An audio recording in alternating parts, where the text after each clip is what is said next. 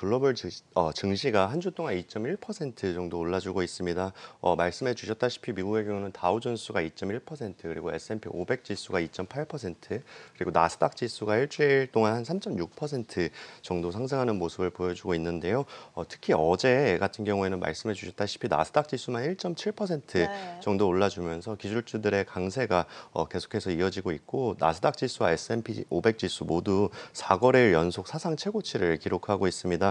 이전에 말씀드렸던 나스닥을 추종하는 QQQ ETF나 아니면 뭐 QLD ETF에 만약에 투자를 하셨다면 좋은 모멘텀이 이어지고 있다는 것을 느끼실 수 네. 있으실 것 같고요. 특히 어제는 미국 대표 IT 기업 중 하나인 세일즈포스의 올 2분기 실적 발표가 있었습니다. 매출액 52억 달러를 기록하면서 작년 같은 동기 대비 29% 올랐고, 영업이익은 10.4억 달러를 기록하면서 작년 대비 150% 이상 올랐는데, 코로나 여파에도 불구하고 확산 이전과 큰 차이가 없는 실적 성장을 지속하고 있다는 점에서 주목을 끌면서 어제 주가가 26% 이상 오르는 모습을 보여주었습니다.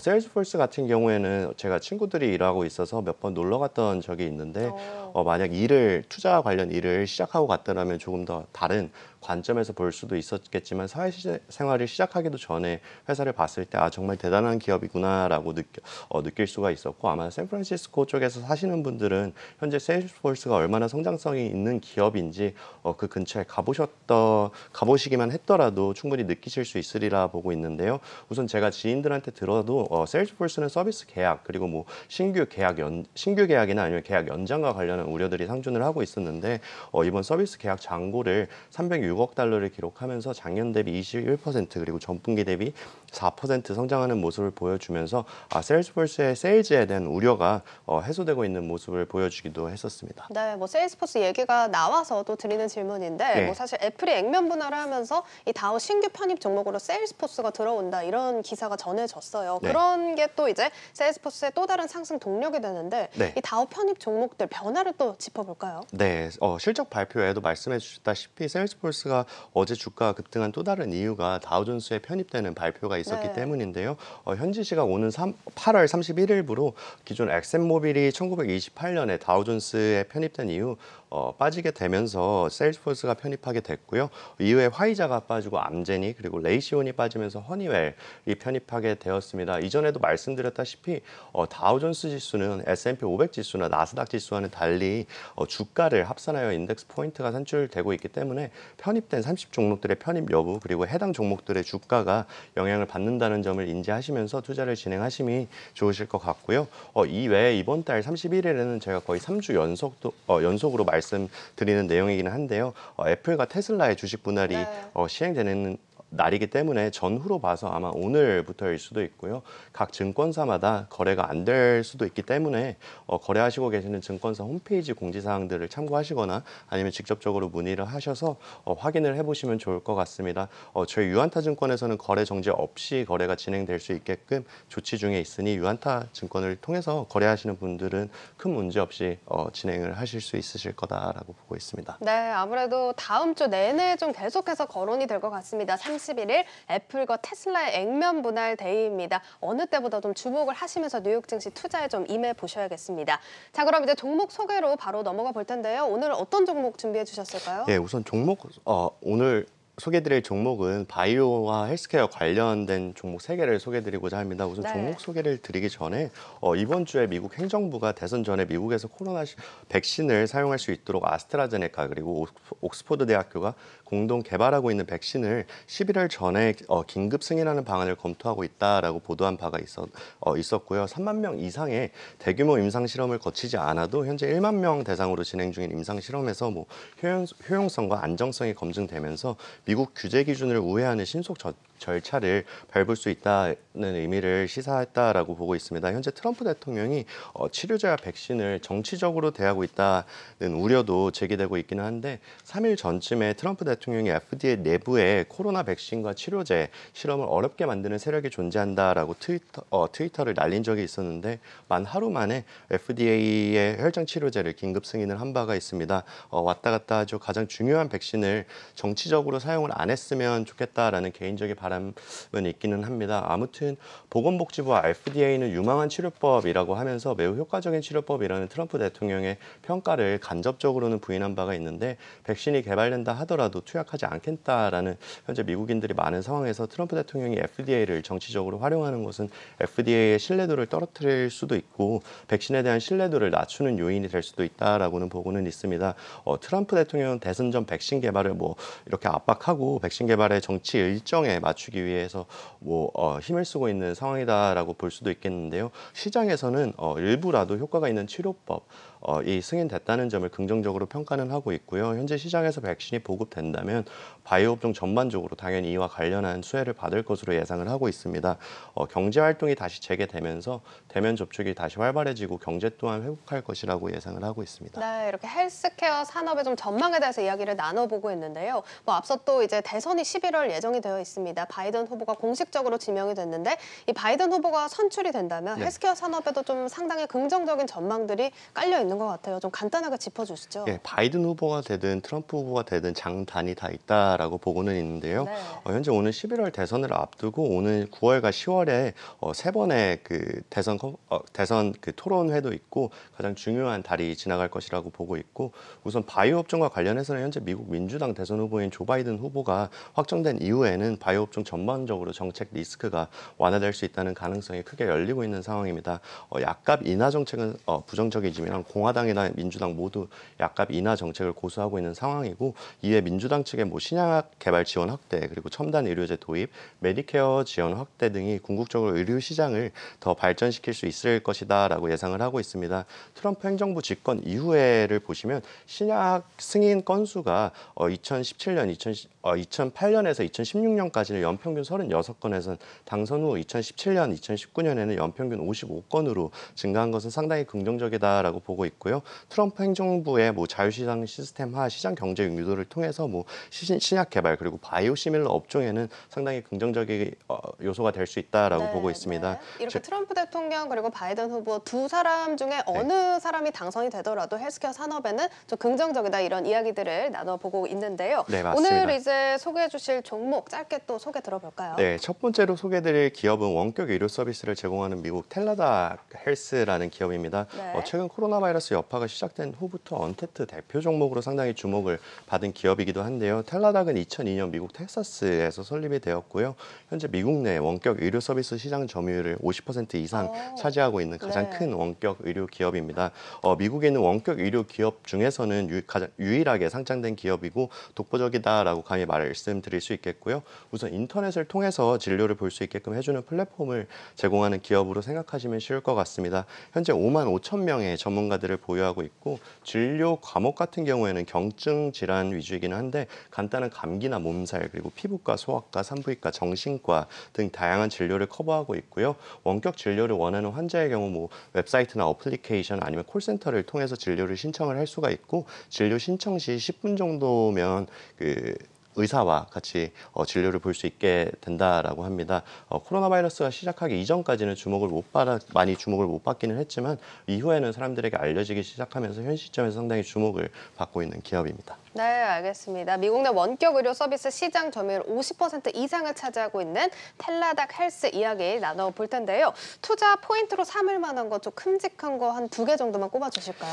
예, 우선 미국 같은 경우에는 현재 상당히 의료비가 비싼 국가로 알려져 있습니다. 보험에 들었다 해도 병원 한 번 가기가 비용이 많이 들기 때문에 병원 가는 게 사실 조금 힘들기는 하죠. 특히 예를 들면 밤이나 새벽에 갑작스러운 통증이 올 때 응급실을 가야 하는데 응급실 비용은 상상을 초월합니다.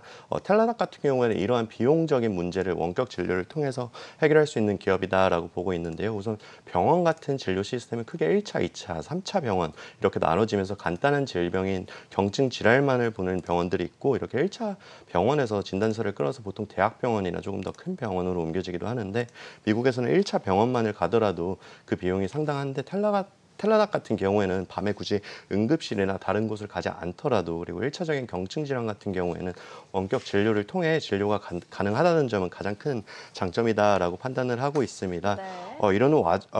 이 와중에 최근에 8월 초에 텔라닥이 만성질환 관련 솔루션 제공 기업인 리본고라는 기업을 인수 발표를 했는데요. 네. 인수는 185억 달러 인수를 한다고 발표를 했고 경증 질환 위주의 진료 서비스를 제공한 텔라닥이 만성질환 진료 관련 기업인 리본고를 인수한 점은 두 기업 간의 시너지 효과가 현 시점에서 상당히 기대를 할 수 있다라고 보고 있고요. 텔라닥은 또한 매년 1회 이상은 M&A를 통해서 사업의 대내외적 성장을 이루고 있는 기업이기 때문에 관련한 성장 모멘텀은 현 시점에서 상당히 기대해 볼 만하다라고 보고 있습니다. 네, 알겠습니다. 텔라닥 헬스에 대한 이야기 계속해서 나눠보고 있는데요. 사업 비중 구성도 좀 궁금해요. 이런 종목들이 굉장히 유망하게 또 나타나고 있는 만큼 어느 부분에서 매출이 나는지 궁금하거든요. 예, 텔라닥의 사업별 매출 비중을 보시면 단일 사업부로 구성이 되어 있습니다. 네. 헬스케어 서비스 하나만 단일 사업부로 구성이 되어 있고요. 텔라닥 기업의 사업 모델을 보시면 구독료, 그러니까 멤버십 피를 기반으로 해서 하는 네네. 기본적인 사업 모델을 가지고 있고 보통 개인 고객들도 고객으로 받기는 하는데 개인 고객보다는 기업들의 멤버십을 가입을 해서 대부분의 매출을 올리고 있는 기업으로 보입니다. 그리고 올해 및 내년 실적 전망을 보시면 모두 텔라닥은 언택트 대표 종목으로서 올해 및 내년 큰 폭으로 실적 성장을 이룰 것으로 전망이 되고 있는데 상당히 긍정적인 포인트다라고 보고 있습니다. 네, 표로 살펴보셨듯이 실적 개선 계속해서 이뤄지고 있는 상황이고요. 올해 그리고 내년까지 실적 성장이 예상되는 기업입니다. 자, 그러면 이제 잔존가치 모델상의 상승 여력도 짧게 짚어보고 넘어갈게요. 예, 텔라닥 경우에 잔존가치 모델상 상승 여력이 예상 ROE 34.3% 그리고 리스크 프리미엄 15%로 상당히 높게 잡아서 적용했을 때 현주가 대비 36% 이상 나오는 것으로 분석이 되고 있습니다. 올 초 대비 이미 두세 배 이상 올랐던 주가이기 때문에 현재 주가가 고평가되었다라는 생각이 들 수도 있겠지만 향후 원격 진료 시장의 성장성 그리고 원격 진료 서비스를 제공해주는 플랫폼 제작사인 텔라닥의 성장 가능성은 상당히 긍정적이다라고 보고 있습니다. 네, 알겠습니다.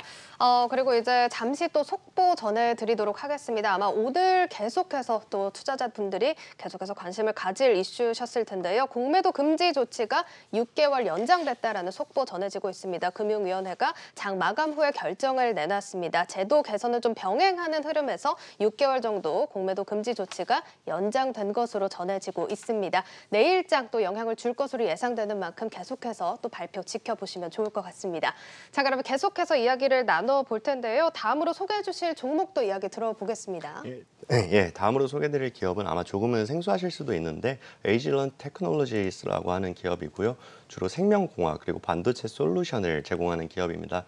에이질런트 테크놀로지 기업은 1999년도에 HP로부터 완전히 분사하면서 설립이 됐고 현재 본사는 실리콘밸리 미국 캘리포니아주 산타클라라에 위치했습니다.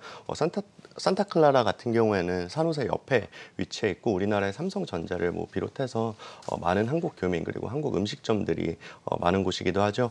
에이질런트 테크놀로지는 현재 S&P 500에 편입된 기업이고요. 상당히 다양한 사업을 영위하고 있습니다. 우선 최근에 코로나 바이러스와 관련해서 최근 상당히 많이 듣는 단어 중 하나인 임상을 많이 들어보셨을 텐데요. 에이질런트 테크놀로지는 임상 단계에서 측정 과정이나 연구, 세포 분석 등의 다양한 관련 서비스 그리고 장비를 제공하는 기업이고요. 또한 반도체 공정 과정에 사용되는 화학 물질들의 불순물을 측정하거나 아니면 실리콘 웨이퍼의 오염 테스트 기계를 제조를 하거나 아니면 관련 서비스를 제공하는 기업입니다. 최근 코로나 바이러스 이후에 헬스케어 산업 그리고 반도체 산업 또한 상당히 좋은 모멘텀을 가지고 있는데 에이질런트 테크놀로지 같은 경우에는 두 마리의 새를 한 번에 잡을 수 있는 기업으로 판단을 하고 있습니다. 네, 에이질런트 테크 이야기를 나눠보고 있는데요. 그럼 이제 투자 포인트도 좀 잡아볼게요. 좀 짧게 설명을 해주실까요? 예, 우선 에이질런트 테크놀로지의 2분기 실적이 최근 발표가 됐는데요. 상당히 양호한 수준으로 발표됐습니다. 2분기 매출액이 12.6억 달러를 기록하면서 작년 같은 분기 대비 1%만 감소를 했고 저번 분기 대비해서는 1.9%의 성장을 보여줬고요. EPS 또한 주당 0.71달러, 71센트를 기록하면서 전년 대비 2.6%, 전 분기 대비 9.9% 성장한 모습을 보여주었습니다. 이번 2분기 전체 매출 비중 중에 중국향 수출 매출 비중이 20% 이상을 차지하기도 했는데요. 현재 중국향 수출 비중을 늘려나가고 있는 모습이기는 한데 현재 다들 아시다시피 미국과 중국 간의 갈등이 지속되고 있기 때문에 현 시점에서는 주의를 하면서 투자를 진행해야 된다라고 보고 있고요. 이외 에이즐런트 테크놀로지 같은 경우에는 작년 8월에 임상 실험 장비 제조 기업인 바이오텍이라는 기업을 11.7억 달러, 하나 약 1조 원이 넘는 금액이죠.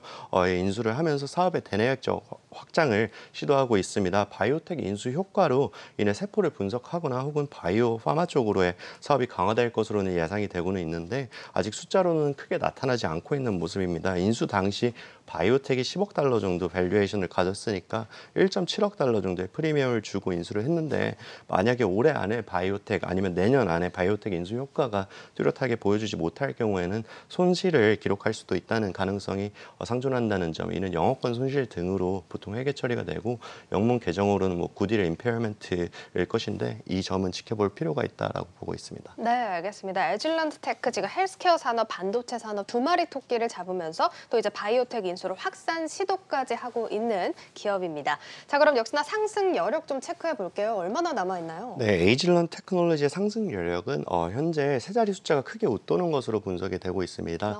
네. 앞서 말씀드린 바와 같이 임상 실험 장비 아니면 바이오 업종의 전반적인 모멘텀 등을 고려했을 때 에이즐런트 테크놀로지의 투자 모멘텀은 상당히 긍정적으로 판단을 하고 있는 부분입니다. 네, 알겠습니다. 지금 219% 세 자릿수 상승률, 상승 여력이 남아있다는 점 체크를 해보셔야겠고요.